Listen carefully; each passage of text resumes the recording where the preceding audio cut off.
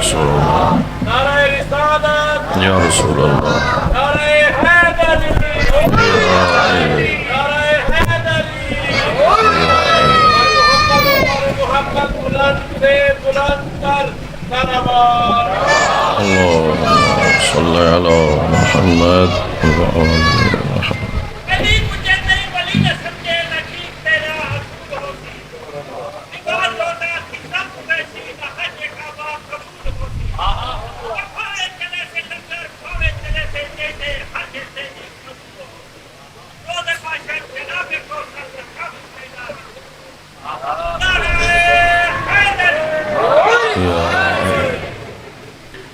اعوذ باللہ من الشیطان الرجیم بسم اللہ الرحمن الرحیم الحمد للہ رب العالمین والصلاة والسلام علی سید الانبیاء والمرسلین ابی القاسم محمد اللہم صلی علی محمد وآلہ الطیبین الطاہرین المعصومین اما بعد فقد قال اللہ تعالی فی کتاب المجید بسم اللہ الرحمن الرحیم قل اسألکم علیہ اجرا الا المودۃ فی القربى صلوات اللہم صلی علی محمد وآل محمد سامعین محترم، جیسا کہ آپ کے علم میں ہے، فلسفہ محبت اہل بیت کے حوالے سے آپ کی خدمت میں گفتگو کر رہا ہوں۔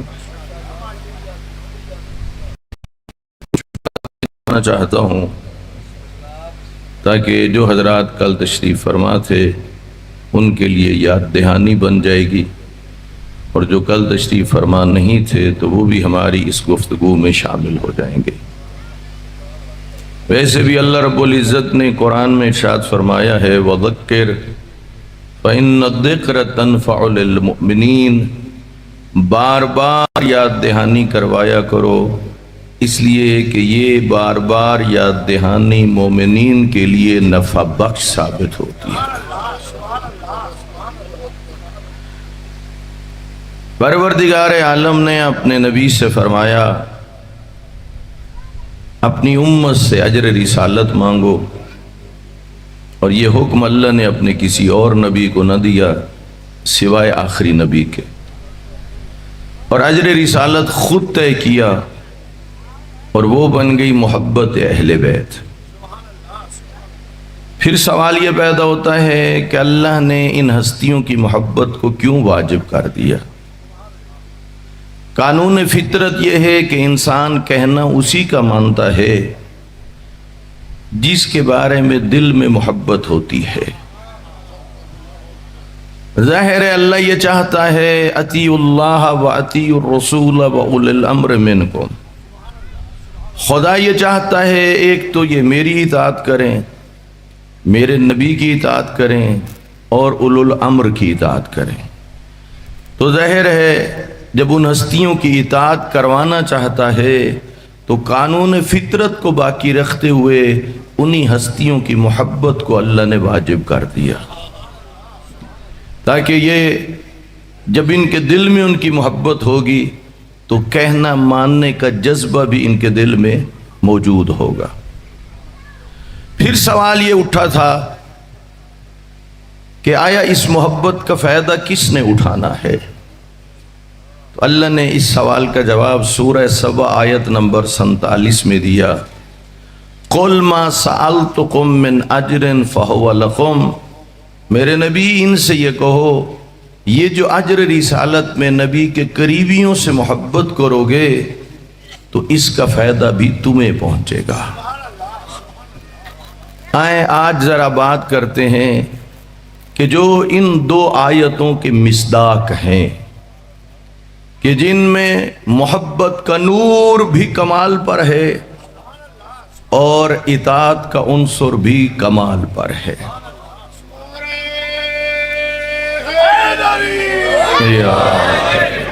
توجہ فرما رہے ہیں. اس کے لیے آؤ چونکہ فرش عزا بچھا ہے. آؤ مثال عرض کرتا ہوں.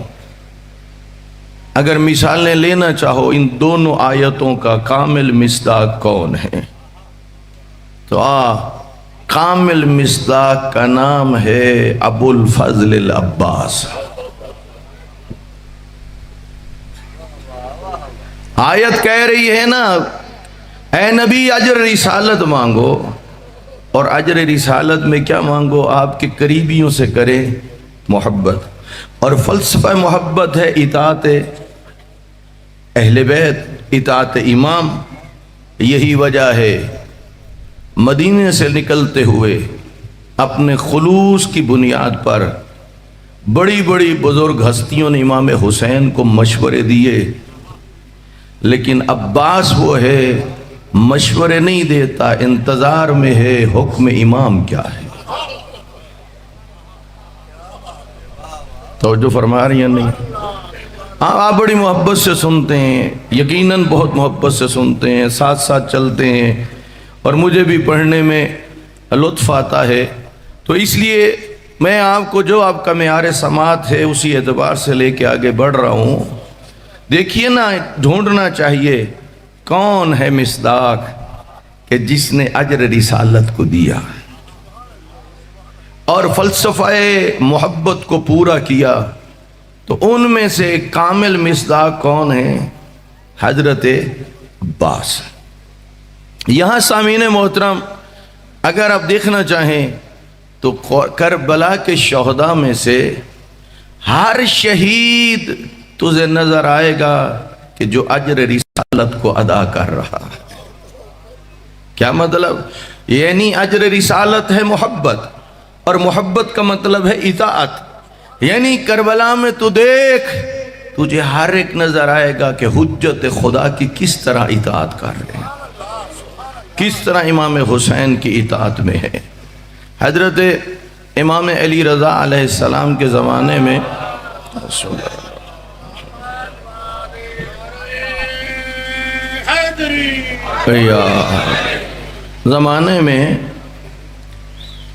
کسی نے کہا مولا آپ قیام کیجئے، آپ اٹھئے، ہم آپ کا ویسا ساتھ دیں گے جیسے آپ کے جد مولا حسین کا ساتھ حبیب ابن مظاہر نے دیا، مسلم بن اوسجہ نے دیا. سنو میرے امام نے فرمایا اپنی مثال ان کے ساتھ نہ دو، وہ دین کے وہ منفرد ستون تھے جنہیں اللہ نے ایک مرتبہ پیدا کیا. ان کے ساتھ اپنی مثال نہ دو. امام مظلوم کربلا کے ساتھ جو ہیں، چونکہ جب مسلسل گفتگو کر رہا ہوں فلسفہ محبت اہل بیت پہ، اور کہہ رہا ہوں کہ محبت کا مطلب ہے ان ہستیوں کی کیا کرو؟ اطاعت. تو قرآن کہہ رہا ہے جب تم ان سے محبت کرو گے تمہارے اندر یہ جذبہ پیدا ہوگا، اب میں وہی کروں گا جو میرا محبوب چاہے گا. جب تم ان کا کہنا مانو گے، اللہ فرما رہا ہے قُلْ مَا سَأَلْتُكُم مِّنْ أَجْرٍ فَهُوَ لَكُمْ. یہ جو اجر رسالت مانگا گیا ہے اس کا فائدہ کس کو پہنچے گا؟ تمہیں پہنچے گا. تبھی تو شب عاشور امتحان پہلے لے لیا تھا. جب امتحان لے چکے تھے تو پھر اعجاز امامت سے دکھا رہے تھے آؤ اجر رسالت کو تم کر چکے ہو پورا، امام کی اطاعت میں آ چکے ہو، آؤ اب اس کی جزا، اس کا انعام، اس محبت کا فائدہ آؤ دیکھو. دست امامت بلند ہوا، پردے ہٹ گئے، ہر شہید کربلا جنت میں اپنا مقام دیکھ رہا ہے. توجہ ہے یا نہیں؟ یہ سلسلہ اللہ نے قیامت تک کے لیے باقی رکھنا ہے. کیا مطلب؟ قیامت تک جو بھی ان ہستیوں سے محبت کرتا رہے گا. ہم ہیں ایک زمانہ آئے گا نہ رہیں گے، ہماری جگہ اور آ جائیں گے، پھر ایک زمانہ آئے گا وہ نہ رہیں گے، ان کی جگہ اور آ جائیں گے، پھر وہ نہ رہیں گے اور آ جائیں گے۔ قیامت تک کے لیے جس نے بھی اہل بیت سے محبت کی اور فلسفہ محبت سمجھ کے محبت کی، یعنی ان ہستیوں کی اطاعت کی، تو ان کے لیے اللہ کی طرف سے انعام کیا ہے کہ انہیں خدا جنت میں مقام عطا فرمائے گا۔ آپ کو عرض کیا کامل مصداق ان دو آیات کا کون ہے؟ میرے مولا عباس علیہ السلام۔ میری خواہش ہے میں آج کی پوری مجلس مولا عباس کے حوالے سے پڑھوں، پوری مجلس۔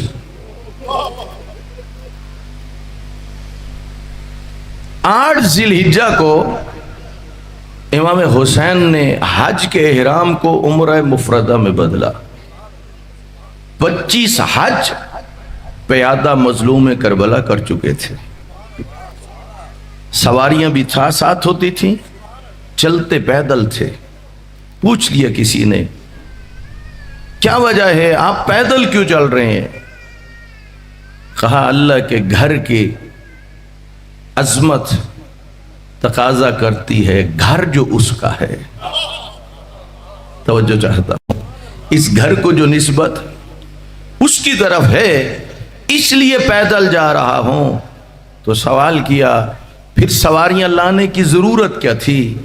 کہا اس لیے لا رہے ہیں تاکہ دوسروں کو پتہ چل جائے پیدل چلنا مجبوری نہیں، سواریاں بھی ہیں۔ غور فرما رہے ہیں یا نہیں؟ امام کو حج نہ پڑھنے دیا گیا اور امام نے عمرہ مفردہ میں بدلا۔ اس وقت صورتحال کیا تھی؟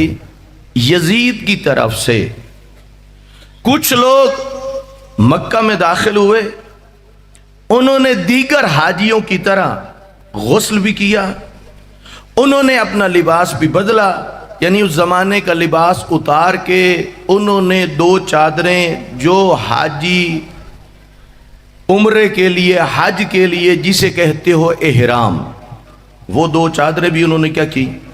وہ بھی انہوں نے پہن لی۔ اب بظاہر یوں نظر آ رہا ہے یہ سارے کے سارے اللہ کے گھر کا حج پڑھنے والے ہیں، لیکن وہ جو یزید کی طرف سے آئے تھے ان کے احرام کے اندر چھپی ہوئی تھیں تلواریں اور خنجر۔ انہیں حکم یہ تھا جیسے ہی تم رکن و مکان کے درمیان امام حسین کو دیکھو تو وہیں پر امام حسین کو قتل کر دینا۔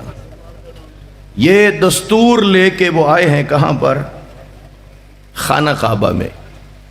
اب ظاہر انہیں بڑا گھمنڈ تھا، انہیں بڑا غرور تھا کہ ہمارے پاس اتنی بڑی حکومت ہے۔ اب اس جگہ پر مولا عباس علیہ السلام نے یہ فیصلہ کیا کہ میں انہیں ان کی اوقات بتا دوں۔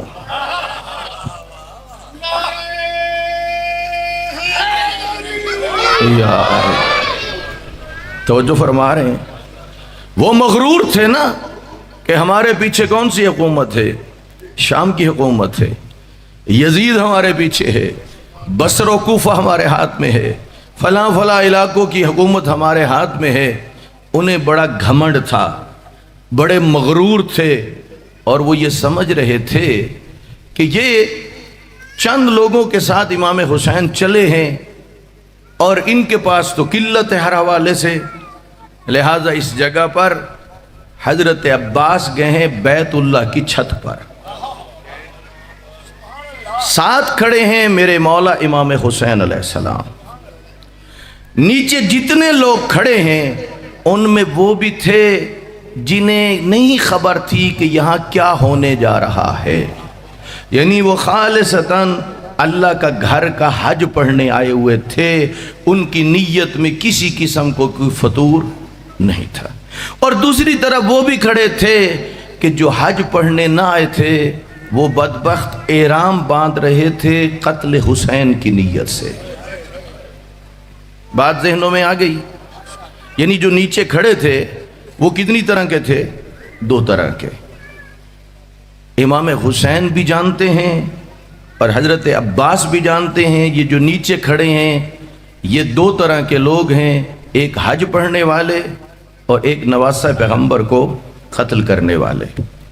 اب حضرت عباس اوپر گئے، حضرت عباس نے یہاں سے خطبے کو شروع کیا، الحمدللہ الذی شرف ھذا لقدوم ابیہ، اشارہ کیا امام حسین علیہ السلام کی طرف، فرمایا اللہ کا شکر ادا کرتا ہوں جس نے ان کے بابا کے قدموں کے ذریعے اپنے گھر کو شرف عطا کیا۔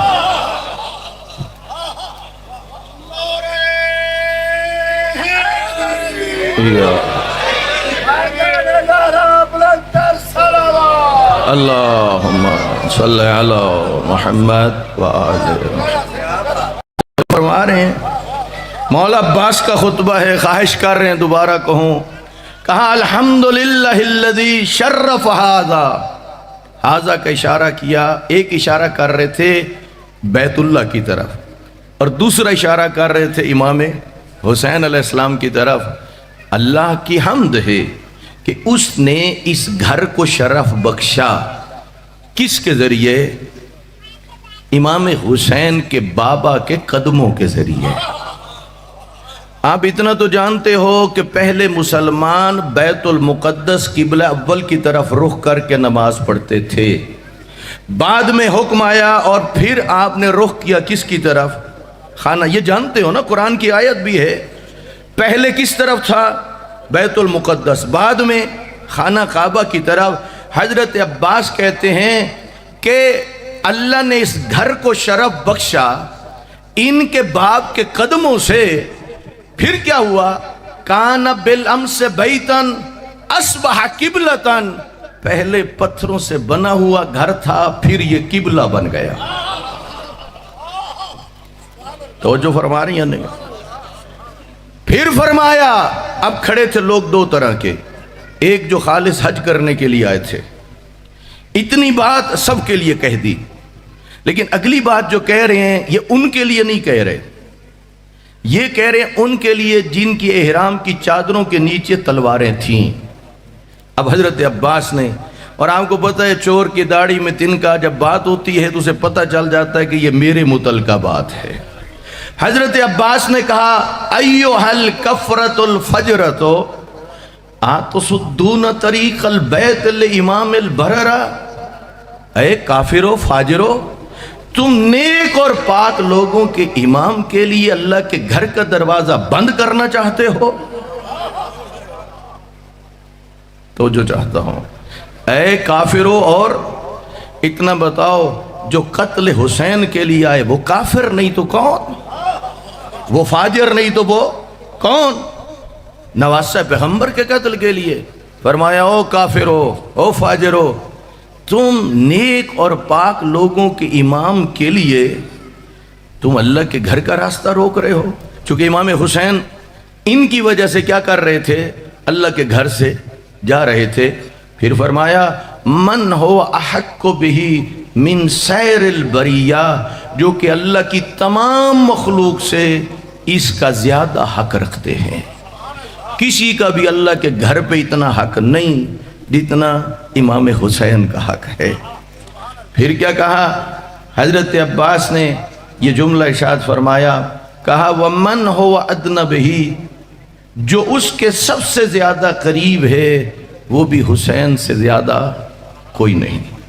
اگلی بات یہ کہی وَلَوْلَا حِكْمُ اللَّهِ الْجَلِيَّةِ وَأَسْرَارُهُ الْعَلِيَّةِ وَاخْتِبَارُ الْبَرِيَّةِ لَتَارَ الْبَيْتُ قَبْلَ أَن يَمْشِي لَدَيْهِ، کہا اگر اللہ کا حکم نہ ہوتا اور اس کی حکمت کا تقاضا نہ ہوتا، حسین چل کے نہ آتا، یہ اللہ کا گھر حسین کے پاس چل کے جاتا۔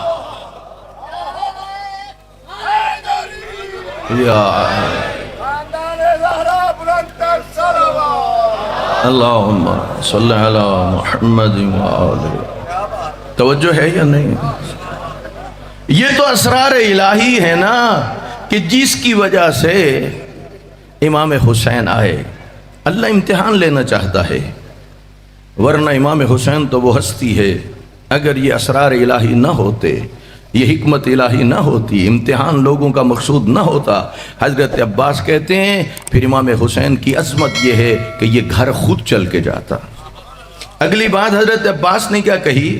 کہا قد استلم الناس الحجر والحجر یستلم یدیہ، لوگ حجر اسود کو چومتے ہیں، حجر اسود میرے مولا حسین کو چومتا ہے۔ اور فرما رہے ہیں لوگ کسے چومتے ہیں؟ نہیں دیکھتے ٹیلی ویژن پہ کہ وہاں پر لائن لگی ہوئی ہے، جی کوشش کر رہے ہیں ایک دوسرے سے۔ یہی وجہ ہے نا جب امام علی زین العابدین علیہ السلام تشریف لائے تھے، اللہم صلی علی محمد، اور ہشام بڑی کوشش کر رہا تھا کہ جگہ بن جائے اور حجر اسود کا بوسہ لوں، لوگ ہٹ ہی نہیں رہے تھے۔ جتنی کوشش اس کے خادم اس کے ملازم کر رہے تھے، حجر اسود تک نہ پہنچ سکا۔ لیکن جب فرزند آیا ہے امام حسین کا، کیا تھا امام کا روب و جلال، ہٹ گئی دنیا اور حجر اسود منتظر ہے کہ امام آ رہے ہیں۔ حضرت عباس بتا رہے ہیں او لوگو، تمہیں کیا پتا امام حسین کی شان کیا ہے، تمہیں کیا پتا امام حسین کا مقام کیا ہے۔ دنیا حجر اسود کو چومے اور حجر اسود امام حسین کے ہاتھوں کو چومے۔ اس کے بعد کیا کہا؟ کہا وَلَوْ لَمْ تَقُمْ مَشِيَّةُ مَوْلَايَ، خدا کی قسم ایسا نہ ہوتا، یعنی یہ تو ایک حکم خدا ہے، اگر ایسا نہ ہوتا، مولا عباس کہہ رہے ہیں اگر ایسا نہ ہوتا تو میں اس طرح تم پر حملہ کرتا جس طرح عقاب غضبناک ہو کر اڑتی ہوئی چڑیوں پر حملہ کرتا ہے اور انہیں چیر پھاڑ کے رکھ دیتا ہے۔ اگر یہ حکمت نہ ہوتی تو میں اس عقاب کی طرح تمہیں چیر پھاڑ کے رکھ دیتا۔ یا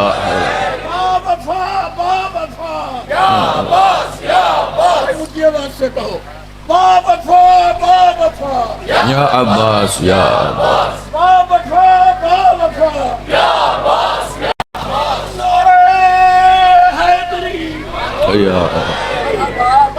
توجہ فرما رہے ہیں، وہ آئے تھے ڈرانے کے لیے، وہ آئے تھے خوف زدہ کرنے کے لیے۔ دیکھیں فورسز اکٹھی ہو جائیں کسی جگہ جن لوگوں کے ارد گرد، کیا ان لوگوں میں خوف و ہراس پیدا ہوگا یا نہیں ہوگا؟ لوگ ڈریں گے یا نہیں ڈریں گے؟ پریشان ہوں گے یا نہیں ہوں گے؟ اس لیے کہ طاقت ان کے پاس، اختیار ان کے پاس، جدید اسلحہ ان کے پاس، ہم کس قابل ہیں؟ کیا کر سکتے ہیں؟ کیا مقابلہ کریں گے؟ وہ آئے تھے خوف دلانے کے لیے۔ مولا عباس کھڑے ہیں اور جملہ کہا جو مولا عباس سے نا عشق، سنو یہ جملہ مولا عباس کا، فرمانے لگے آتخوفون قوما یلعب بالموت بالطفولیت فکیف کان فی الرجولیت، تم ان کو ڈرانا چاہتے ہو جو بچپنے میں موت سے کھیلتے ہیں، اب تو ہم عالم شباب میں ہیں، ہم سے مقابلہ کر کے تو دیکھو۔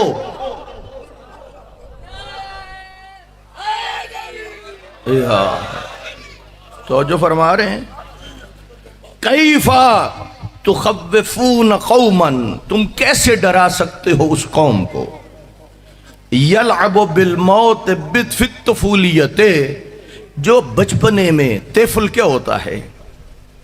بچہ، کب جو بچپنے میں موت سے کھیلتا ہو تو اسے موت سے ڈراتا ہے۔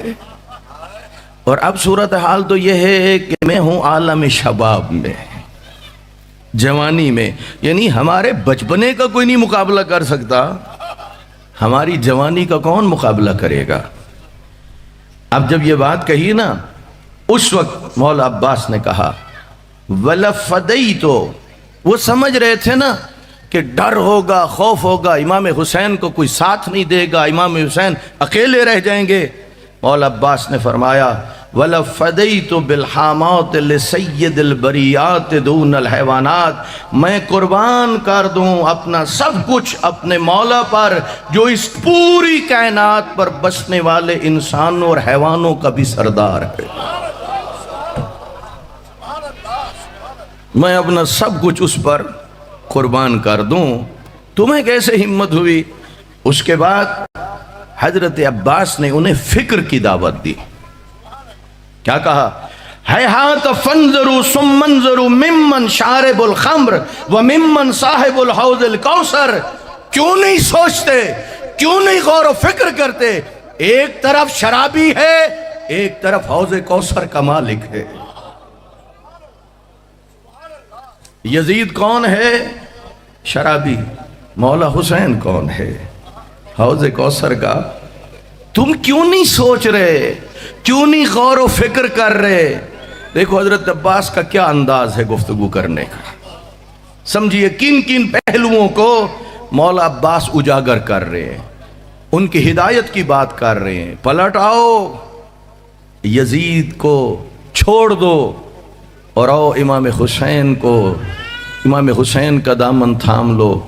پھر فرمانے لگے وَمِمَّنْ فِي بَيْتِهِ الْوَحْيُ وَالْقُرْآنِ وَمِمَّنْ فِي بَيْتِهِ اللَّهْوَاتُ وَالدَّنَاسِ.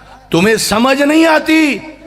وہ ہے جس کے گھر میں رقص ہوتا ہے، وہاں فحاشی ہے، بے حیائی ہے، عریانی ہے. اور حسین تو وہ ہے جس کے گھر میں وحی اترتی ہے، جس کے گھر میں قرآن اترتا ہے، جس پر آیت تطہیر اترتی ہے. تمہاری عقلوں کو کیا ہو گیا ہے؟ شرابی کا ساتھ دیتے ہو، حوض کوثر کے مالک کا ساتھ نہیں دیتے. ان کی عقلوں کو جھنجھوڑا. اب جو جملہ حضرت عباس کہنے گئے نا، آپ کو بڑا لطف آئے گا. بڑی توجہ سے ان جملوں کو سننا. اب حضرت عباس نے انہیں ایک گزشتہ تاریخ یاد دلانے کی کوشش کی. غور فرما رہے ہیں، ایک واقعہ گزر چکا ہے اور حضرت عباس اسے کیا کر رہے ہیں؟ یاد دلوا رہے ہیں. فرما رہے ہیں وَأَنْتُمْ وَقَعْتُمْ فِي الْغَلَطَةِ الَّتِي قَدْ وَقَعَتْ فِيهَا الْقُرَيْشُ. تم آج وہی غلطی کرنے جا رہے ہو جو غلطی قریش نے کی تھی. سمجھیے، تم آج وہی غلطی کرنے جا رہے ہو جو کس نے کی تھی؟ قریش نے. کیا غلطی کی تھی اور کب کی تھی؟ اس وقت جب انہوں نے یہ طے کیا، قتل پیغمبر کا ارادہ کیا، وہ مل کے بیٹھ گئے. طے یہ ہوا 40 جنگجو جو جنگ کے معاملات سے واقف ہوں، وہ ننگی تلواریں لے کے پیغمبر کے گھر کا محاصرہ کریں گے. جیسے ہی موقع ملے گا وہ حملہ کریں گے. پھر ایک اور شیطان بیٹھا تھا، اس نے مشورہ دیا ایک قبیلے سے نہ لو، اس لیے کہ ہاشمی ایک قبیلے سے آسانی سے نپٹیں گے. دوسروں نے پوچھا تو پھر کیا کریں؟ کہا پھر ایسا کرو 40 مختلف قبائل میں سے ہر قبیلے کا ایک جنگجو لے لو. اس کی وجہ یہ ہوتی تھی کہ پورا قبیلہ اپنے فرد کے پیچھے کھڑا ہوتا تھا. اب جب 40 مختلف قبائل کے لوگ ہوں گے اور وہ کریں گے حملہ، تو بنو ہاشم بدلہ بھی لے گا، تو کس کس قبیلے سے بدلہ لے گا؟ یہ ایک بن گئی پلاننگ. پیغمبر کے گھر کا کیا ہو گیا؟ محاصرہ. حضرت عباس بتلا رہے ہیں یہاں یہ محاصرہ کر رہے تھے امام حسین کا. میرے ساتھ ساتھ چلیے، کس کا کر رہے ہیں؟ قریش نے محاصرہ کس کا کیا تھا؟ رسول خدا کا. بات پہنچ رہی یا نہیں پہنچ رہی؟ یہاں پھر سمجھیے، یہاں یہ کس کا محاصرہ کر رہے ہیں؟ امام حسین کا. قریش نے کس کا محاصرہ کیا تھا؟ رسول خدا کا. ان کا مقصد تھا قتل پیغمبر، ان کا مقصد ہے قتل نواسہ پیغمبر. سمجھ آ رہی بات یا نہیں؟ حضرت عباس کہہ رہے ہیں وَأَنْتُمْ وَقَعْتُمْ فِي الْغَلَطَةِ الَّتِي وَقَعَتْ فِيهَا الْقُرَيْشُ. خبردار، خیال کرو، تمہیں گزشتہ تاریخ یاد دلا رہا ہوں جس غلطی میں قریش مرتکب ہوئے تھے، تم بھی اسی غلطی میں مرتکب ہونے جا رہے ہو. اب سن لو حضرت عباس نے کیا کہا. کہا لِأَنَّهُمْ أَرَادُوا قَتْلَ رَسُولِ اللَّهِ. انہوں نے ارادہ کیا تھا رسول خدا کو قتل کرنے کا. وَأَنْتُمْ تُرِيدُونَ قَتْلَ ابْنَ بِنْتِ نَبِيِّكُمْ. اور تم ارادہ کر چکے ہو اپنے نبی کی بیٹی کے بیٹے کے قتل کرنے کا، اور پھر فرمایا سنو وَلَا يُمْكِنُ لَهُمْ مَا دَامَ أَمِيرُ الْمُؤْمِنِينَ حَيًّا، وہ اپنے منصوبے میں کامیاب نہ ہو سکے تب تک جب تک علی تھا۔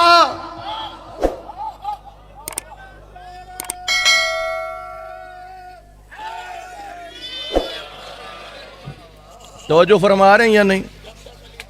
سمجھیے بات کو۔ کہا وہ اپنے منصوبے میں کامیاب کیوں نہ ہوئے؟ وَلَمْ يُمْكِنْ لَهُمْ، ان کے لیے قتل پیغمبر ممکن نہ ہو سکا۔ کیا قتل پیغمبر؟ نہیں۔ کیوں؟ فرماتے ہیں مادام امیر المومنین حیا، اس لیے کہ امیر المومنین علی جو زندہ تھے۔ اور فرما رہے ہیں اچھا ہوا پتہ کیا تھا؟ جب اللہ نے کہا نا میرا نبی بتلا دو اپنے بھائی علی کو، آپ کی جان کو ہے خطرہ، اور آج علی کو بننا پڑے گا فدیہ۔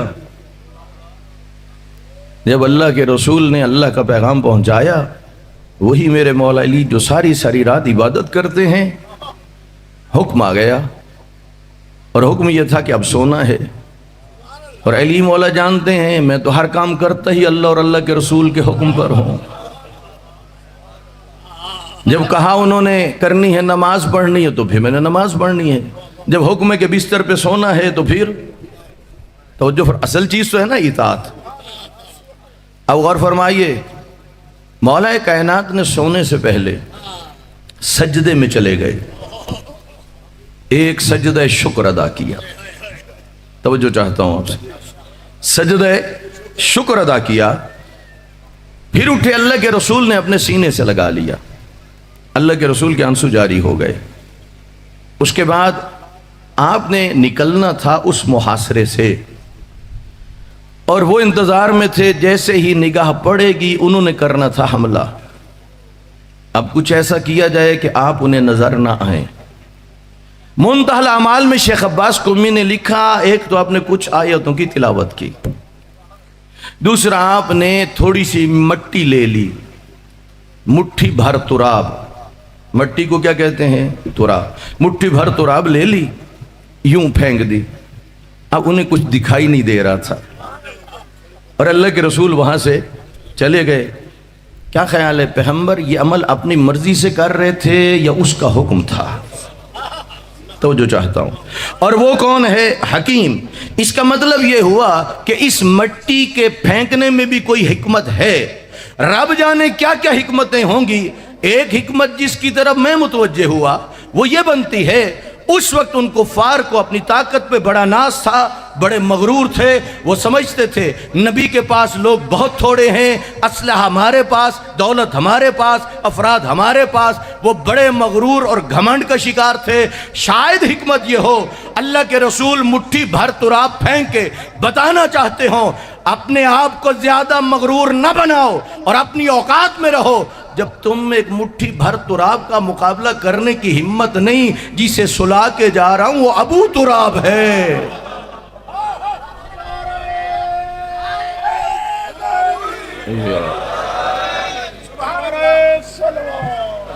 اللہم صلی علی محمد۔ توجہ فرمانی یا نہیں؟ بات پہنچ رہی ہے نا؟ یہی دیکھیے، یہی بات جو آپ کی خدمت میں عرض کر رہا ہوں، یہ وہی بات ہے جو مولا عباس علیہ السلام نے ان سے کہا تم وہی غلطی کرنے جا رہے ہو جو قریش نے کی تھی۔ حضرت عباس بتا رہے ہیں انہوں نے غلطی یہ کی کہ انہوں نے قتل پیغمبر کا ارادہ کیا، اور تم غلطی یہ کر رہے ہو کہ تم نبی کی بیٹی کے بیٹے کو قتل کرنا چاہتے ہو۔ یہ کون بتا رہے تھے؟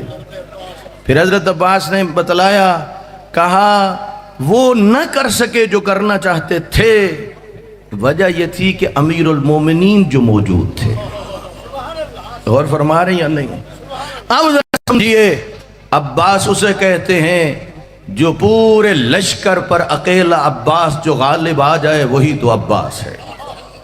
پورے لشکر کو جو خوف زدہ بنا دے وہی عباس ہے۔ جس سے پورا لشکر ڈرتا ہو اور خیموں میں اپنے خیموں میں بیٹھ کے یہ مشورے کرتے ہوں ہر کسی سے لڑنا آسان ہے، عباس سے لڑنا مشکل ہے۔ وہی عباس بیت اللہ کی چھت پہ کہہ رہا ہے، کیا کہہ رہے ہیں؟ فرما رہے ہیں وَكَيْفَ يُمْكِنُ، بتلا رہے ہیں وَكَيْفَ يُمْكِنُ لَكُمْ قتل ابی عبداللہ الحسین ما دمت حیا۔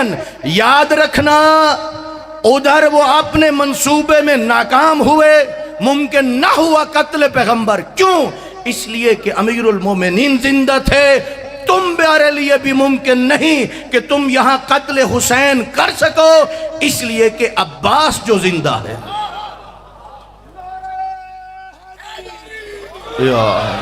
عباس نام پر کے لہو سے دھلا ہوا، پرچم حسینیت کا ہے اب تک کھلا ہوا۔ نعرہ حیدری۔ توجہ فرما رہے ہیں، آؤ اپنے ذہنوں میں وہ منظر بناؤ، کھڑا ہے عباس بیت اللہ کی چھت پہ، ساتھ کھڑے ہیں حجت خدا امام حسین، اور سامنے کھڑے ہیں احرام میں لوگ، کچھ کھڑے ہیں حج پڑھنے والے، کچھ احرام کے اندر تلواریں لا کے کھڑے ہیں۔ حضرت عباس نے اب اتنی باتیں کرنے کے بعد ان کی اوقات بھی سمجھا دی، اپنی طاقت بھی بتا دی، گزشتہ تاریخ بھی دوہرا دی، انہیں غور و فکر کرنے کی دعوت بھی دے دی۔ سب کچھ کہنے کے بعد فرمانے لگے تعالو اخبرکم بسبیلہ بادروا قتلی۔ ہاں اگر ہمت ہے آؤ عباس کے مقابلے میں آؤ۔ توجہ ہے یا نہیں؟ یہ جو تم نے تلواریں اندر رکھی ہوئی ہیں، بزدلو ہمت ہے علی کے بیٹے کے مقابلے میں آؤ۔ اور فرمایا سنو، زہرا کے لال تک پہنچنے کا راستہ یہ ہے، پہلے عباس سے لڑو، عباس کو قتل کرو، پھر وہاں پہنچو گے۔ اگر تم عباس کا کچھ نہ بگاڑ سکے تو حسین کا بھی کچھ نہ بگاڑ سکو گے۔ توجہ فرما رہے ہیں یا نہیں؟ بتلا رہے ہیں، حضرت عباس نے خطبہ دے کے سمجھایا تم اپنی زہری طاقت پہ گھمنڈ نہ کرو، اور امام حسین کو یوں بھی نہ سمجھو کہ بالکل تنہا ہے۔ یہی وجہ ہے اب وقت کے دامن میں گنجائش نہیں ہے، کچھ ایک دو باتیں آپ کی خدمت میں عرض کر کے، اور مصائب بھی مولا عباس کے ہی پڑھنے ہیں۔ پتہ ہے حضرت عباس کی شان و منزلت تھی کیا؟ سمجھیے ذرا، معلوم ہونا چاہیے کہ مولا عباس کا مقام کیا ہے۔ کس کے نزدیک؟ مولا امام حسین کی نگاہ میں۔ میں آپ کی خدمت میں بات کر رہا ہوں، میری بات میں مبالغہ بھی ہو سکتا ہے، میری بات میں کمی بیشی بھی ہو سکتی ہے، لیکن جو میرے مولا حسین بات کریں گے وہ بالکل پوری بات ہوگی۔ حجت خدا کی بات بالکل اسی طرح ہوتی ہے جو حقیقت ہے۔ آپ اور میری بات میں کمی پیشی ہو سکتی ہے۔ جب 9 محرم کو پسر سعد نے چڑھائی کا ارادہ کیا، خیمے کے باہر قبضہ تلوار پہ پیشانی رکھ کے بیٹھا ہے نواسہ پیغمبر، اور ادھر سے پیش قدمی شروع ہوئی تو گھوڑوں کے گلوں کی گھنٹیاں بجنے لگ گئیں۔ اندر سے شریکت الحسین بی بی نے کہا بھیا حسین سن رہے ہو؟ امام اٹھے، کہاں بہن؟ دیکھ رہا ہوں یہ کیا کرنے جا رہے ہیں۔ اس وقت حضرت عباس کو بلایا اور حضرت عباس کو بھیجا۔ جو لفظ امام حسین نے حضرت عباس کے لیے کہے وہ لفظ سن لو۔ کہا یا عباس ارکب بنفسی انتا یا اخی حتی تلقاہم۔ کہا اے عباس میری جان آپ پر قربان ہو جائے۔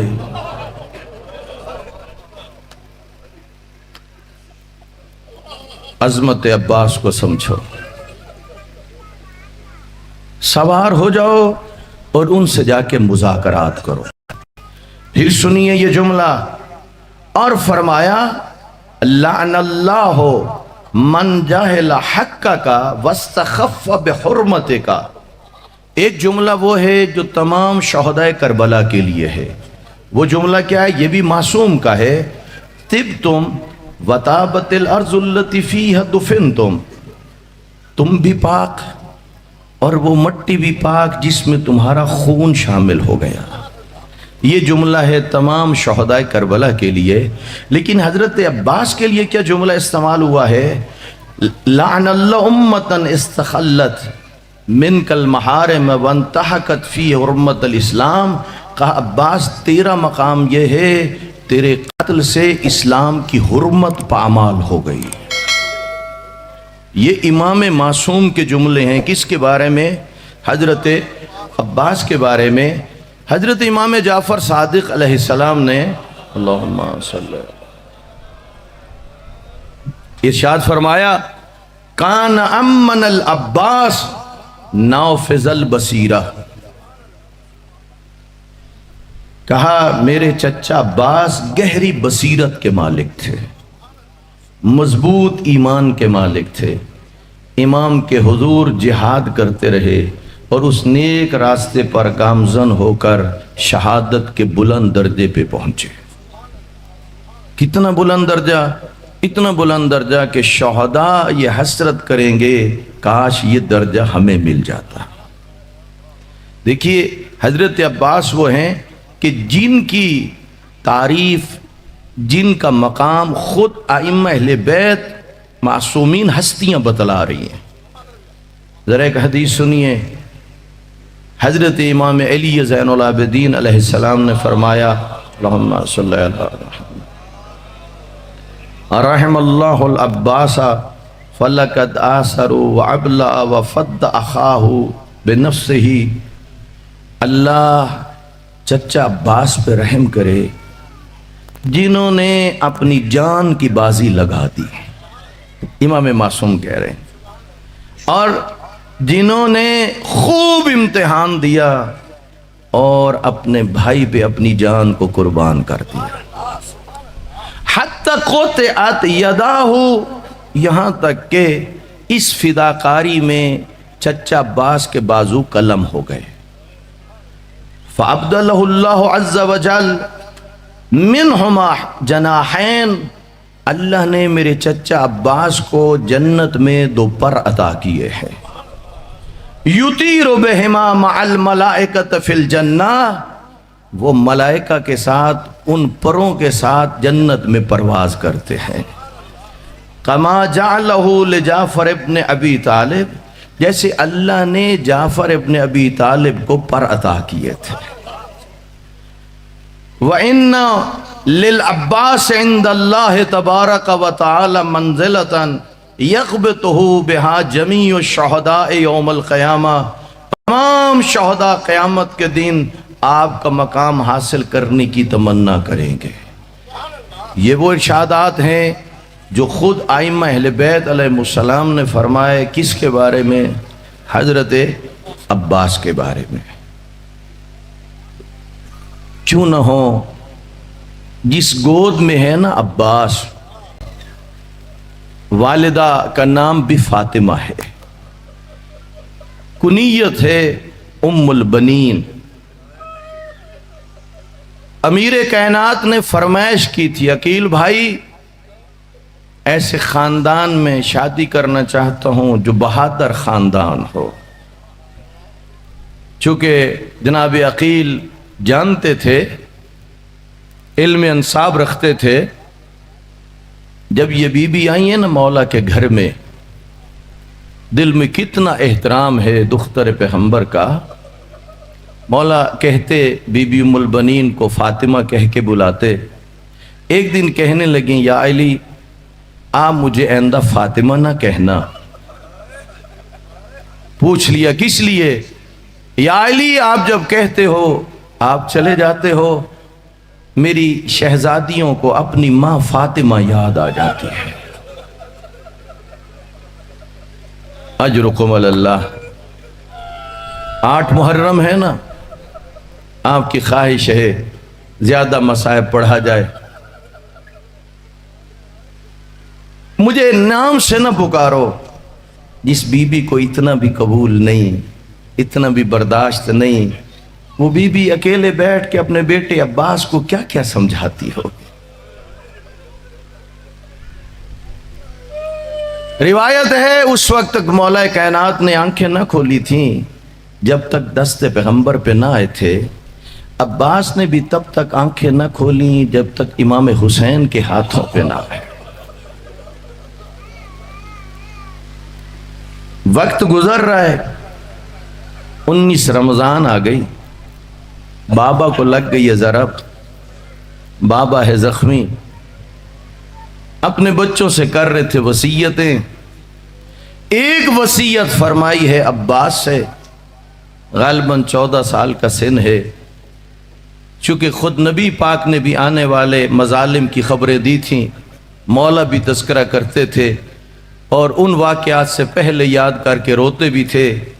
تو اتنا فرمایا، عباس میں جانتا ہوں ایک وقت آئے گا تیرا دریا پر قبضہ ہوگا، نبی کا بیٹا حسین پیاسا ہوگا، خیال کرنا پانی اس وقت تک نہ پینا جب تک حسین پانی نہ پی لے۔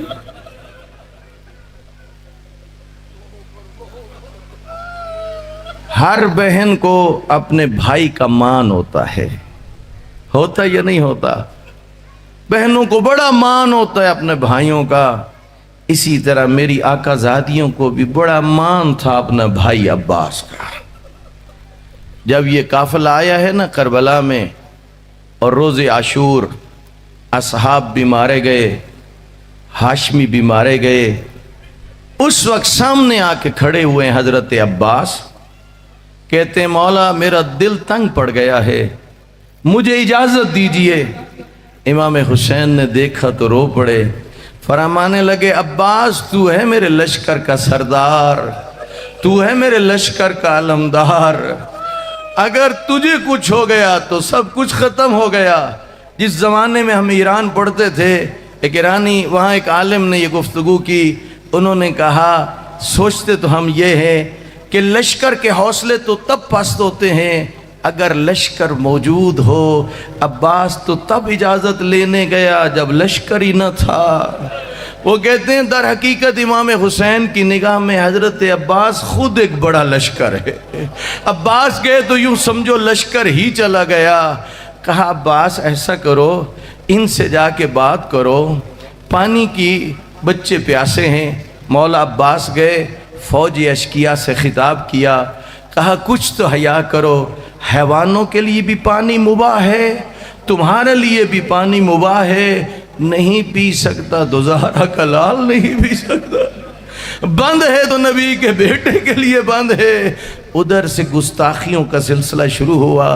ایک ظالم نے کہا جب تک تیرا مولا حسین یزید کی بیعت نہیں کرے گا، اگر یہ پوری زمین پہ پانی ہو اور ہمارے قبضے میں ہو، ہم ایک گھونٹ بھی پانی کا نہیں دیں گے۔ حضرت عباس پلٹے، وہ ساری بات امام حسین کو بتلائی اور امام حسین کے آنسو جاری ہو گئے۔ اس کے بعد ادھر سے بچوں کی علاتش کی صدائیں بلند ہو رہی تھیں۔ امام حسین نے کہا اچھا عباس پھر جاؤ، کوشش کرو اگر ہو سکے تو ان پیاسے بچوں کے لیے پانی لے کے آؤ۔ اب حضرت عباس گھوڑے پہ سوار ہوئے، میدان کو جانے لگے۔ وہ خیموں میں آپس میں بیٹھ کے مشورے کرتے تھے۔ وہ کہتے تھے سب سے لڑنا آسان ہے، جب عباس آئے گا تو لڑنا مشکل ہو جائے گا۔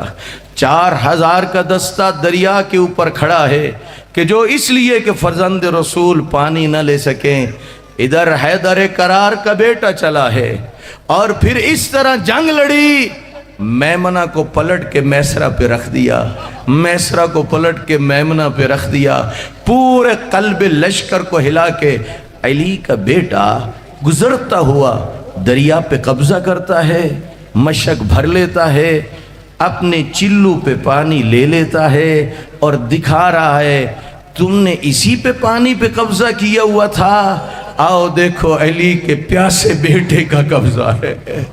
اس وقت صورتحال کیا تھی پوچھو ذرا، کیا مولا عباس یہاں پانی پی لیتے تو کیا فقہ کی کتاب منع کرتی ہے؟ نہیں، علماء کہتے ہیں فقہ کی کتاب تو منع نہیں کرتی، مولا عباس کہتے ہیں ہاں وفا کی کتاب جو اجازت نہیں دیتے۔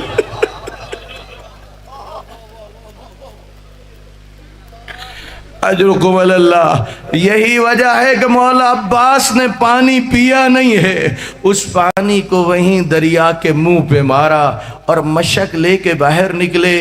अब वो दस्ता 4000 का जो था, कुछ मरे वासिल जहन्नम हुए, उनके साथ और भी शामिल हो गए। अकेला है अली का शेर, लड़ भी रहा है, अपना घोड़ा भी दौड़ा रहा है और कोशिश ये की है किसी तरह ये पानी खैमों तक पहुंच जाए। यही है कि बच्चों तक पानी पहुंचा लो। ऐ अज़ादारान इमाम हुसैन, सूरत हाल कुछ यूं बनी, जब लड़ते लड़ते एक जालिम ने छुप के तलवार मारी, हजरत अब्बास का एक बाजू कलम हो गया। जब बाजू कलम हुआ तो आपने मशक को दूसरे बाजू में ले लिया और फिर फरमा रहे थे कि मैं हिमायत इमाम हुसैन में लड़ता रहूँगा, और यूं आगे बढ़ने की कोशिश कर रहे थे। यही वजह है जो करबला के ज़ाहिर बैठे हो, वहाँ 2 मकाम हैं, एक बाजू के और एक मकाम है दूसरे बाजू जहाँ कलम हुआ था। लेकिन एक जालिम ने फिर मारी तलवार और उस वक्त दूसरा बाजू भी कलम हुआ। एक आलिम ने किताब में लिखा है, उसने मंजर कुछ यूं पेश किया, इमाम हुसैन की निगाह थी अलम के ऊपर।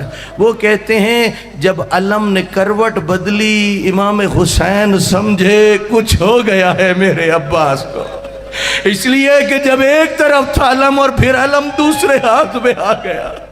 अब क्या किया, अब मशक को, तस्मों को अपने दंदाने मुबारक में ले लिया। लेने के बाद एक झटका दे के अपनी गोद में रख लिया। जो भी जंग पे जाता था ढाल को सामने करता था ताकि अपने बदन को तीरों से बचा सके, तलवार के हमले से बचा सके। लेकिन ये मंजर ऐसा था कि हज़रत अब्बास चाहते थे कि पानी पहुंच जाए, इसलिए अब्बास खुद मशक पर अपना सीना रख के खुद को ढाल बना लिया था, इसलिए कि तीर मेरे बदन पे तो लग जाए लेकिन मशक में तीर न लगे। इसलिए हज़रत अब्बास ने अपने आप को, गोया मशक घोड़े की पुष्ट पे थी और मौला अब्बास के सीने के नीचे थी, और अली का शेर बेटा लड़ भी रहा था और जंग भी कर रहा था, और कोशिश था किसी तरह से मैं खैमे में पहुंच जाऊं। आगे बढ़ने की कोशिश हो रही थी। ऐ अज़ादारो, लड़ते लड़ते एक तीर मौला अब्बास की आंख में लग गया। अब हाथ तो कलम हो चुके थे, कैसे इस तीर को निकाला जाए। अब मौला अब्बास ने अपने सर को नीचे किया और घोड़े की गर्दन का सहारा लिया, किसी तरह ये तीर निकल जाए। सहाबो रहमत में लिखा है, यही मसायब मौला अब्बास के मज़ार पे एक रोज़ा खान पढ़ रहा था। उस ज़माने में जो मुतवल्ली थे हरम के, वो सुन रहे थे। मजलिस तमाम हुई, बड़ा गिरिया हुआ। उन्होंने कहा ये रिवायत तो बड़ी सख्त लगती है, इतना बता ये ठीक तो है रिवायत जो तूने पढ़ी है? उसने कहा मैंने किताब में देखी है तो पढ़ी है, लेकिन उसकी बातों से लगता था वो मुतमइन न था। लेकिन वही मुतवल्ली हरम जब रात को सोता है तो आलम खाम में देखता है हजरत अब्बास को उसी हालत में जैसे मैदान जंग में जख्मी थे। हजरत अब्बास कहते हैं क्यों ताज्जुब करता है कि मेरी आंख में तीर लगा या नहीं लगा? फिर सुन मेरी ज़बानी, और जब मेरे बाजू कलम हो चुके थे, तीर मेरी आंख में लग चुका था और बाजू तो न थे कि मैं तीर को निकालता। मैंने सर झुकाया, एक जालिम ने आहनी गोर्ज मारा, अब मैं घोड़े पे न संभल सका।